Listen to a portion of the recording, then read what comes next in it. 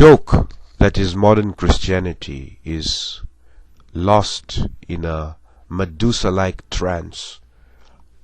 You see, that enslaves people to the world. You see, these people become powerless, parrots at best, quoting scripture with no experiences, no nothing, no word abiding in them, no testimony, just talking. Oh well, in verse 2 it says this, and in verse 5. This is not what it is. If Jesus is real to you, my friends, you're going to go through real things. The problem is that people exalt the system of the world, the ways of the world. They live in a debt system, especially here in the US. Live in a debt system that prevents them and buffers them from going through the things that people need to go through to attain and to really call out on Jesus. You see, my friends, when you dig, when you're digging in the ground, it brings the theory. Now you have to go through it into reality. Now you have to have blisters on your hands. Now it hurts. Now you can't just criticize somebody from the sideline. Well, you need to dig faster. We need production levels to go up, because you're the one who's doing it now. You see? So you see and you feel, and then you cry. You cry out and say, Lord, help me to do this. You see? Not where it's just you watching people on a screen, watching other people dig and then make fun of them, criticize them, and all kinds of other things. You see, these Christians, they exalt worldly what the world exalts. So they'll and they go after the things that the world goes after in their hearts, but then wear an outward righteousness. Many modern Christians, if they see a prostitute, will lust after her physical body. You see? Her or a guy or girl, it doesn't matter. You see? You lust after the physical body. Why? Because your carnal eyes are opening more and more. You're eating more and more forbidden fruit in your spirit. And it's getting more and more corrupt. So your carnal eyes are opening instead of closing. So you wear an outer righteousness like Adam and Eve. More and more to cover up, which is Bible verses and attending church and attending all these other kind of places. And then you condemn and you want to kill sinners, and you talk tough to sinners. You say, I hate atheists. Let's go to war against such and such a religion.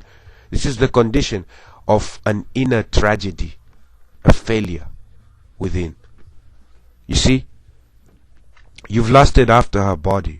Then to show everybody that you didn't lust, you come out with all kinds of hatreds, false righteousness and hypocrisy. But inside you dead men's bones. You see, extortions and excesses in your heart. See, you lusted after her in your heart, and then to show other people, you start acting all religious. That's what it is. The same thing. You see, with many different things, we exalt violence. We watch violence everywhere. And then we think we are tough because we only watched it. But we never went through even one slap in our life. You see? But we are desensitized into thinking that, hey, if I did that, I could do that. But my friends, there's nothing like pain. Real pain. Because it calls your ideas into question. To see if you can really do it. It's easy to talk about, I'm going to do this and I'm going to do that. But then when you actually have to do it, that's when you see who's true and who's a fake. You see? So, that's what happens, In my own life, my friends, I have had many, many, many experiences with all kinds of different individuals. I know many prostitutes, strippers. I've met them. And I didn't lust after their physical body because in my heart, you see, I knew that these people are going through pain and suffering. Because I wasn't seeing them with my physical eyes. I was seeing them in their spiritual condition. And I had a godly sorrow for many, many people. I'm not saying I haven't lusted after. I have. I'm showing you that when you're following Jesus Christ, you see everything differently. You hear everything differently. You interpret everything according to the way the Spirit of God does. Jesus came to save the lost.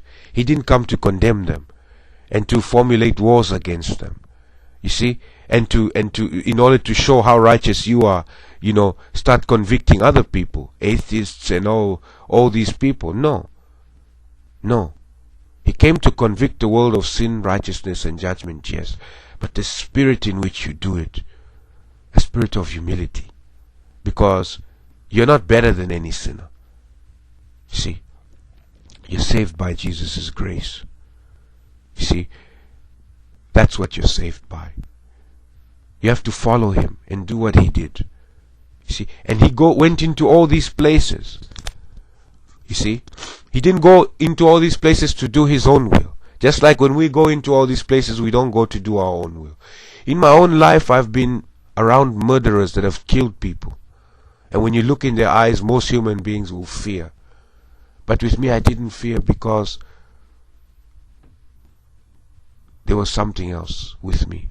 You see, I didn't go to treat those people as if they're special, or I didn't go to treat them like I was afraid, just like another human being. And when I told them, I told people God can forgive you, because this is true. Excuse me. And when people listen to me, I wasn't this religious quoting Bibles, holding a Bible in my hand. It's the word that abides in your heart, that lives in you, my friends. This is what shines out to people, not you, not your abilities, your carnal quotations and memories of things. No.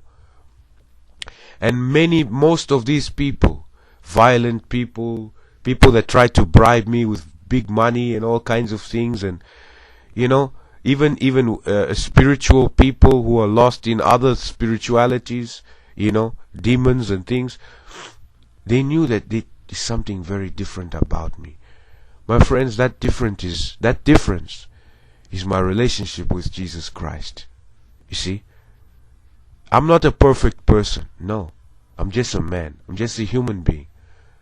But I put Jesus above all things in my heart. You see, I spend time with him. I've spent time with Jesus where he has been the most important thing to me. And that's what he loves and cherishes. Where you go after him with everything. You see, and you end up going after, in my life, I ended up going after Jesus Christ when I lost everything, when I was suffering. And what prevents people from going through these kind of things is the buffer that their trust and support systems of the world, that they trust more than Jesus Christ. You see, if you are going to follow Jesus Christ, you're going to go through things. You see, I've come into contact with so many different people, and I was able to say what I needed to say because I was spending time with Jesus. I was being filled with his attributes, his strengths, his qualities, his righteousness, his holiness. You see, it's like putting a stone in hot fire. When you take it out, it still maintains the heat.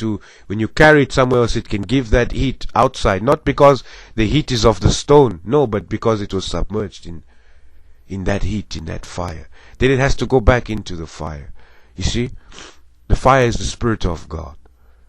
You have to constantly submerge yourself in the Spirit of God. Then you get filled with his desires, with his abilities. You see, you don't fear. You have supernatural abilities. Not that you even realize them. No. You see, but you have them because you're doing the most important thing, getting to know Jesus Christ, spending time with him, loving to be in his presence. You see, people don't spend time in his presence because they are not living real life. They're living a fantasy, and that fantasy is being given to them by the strength of the world.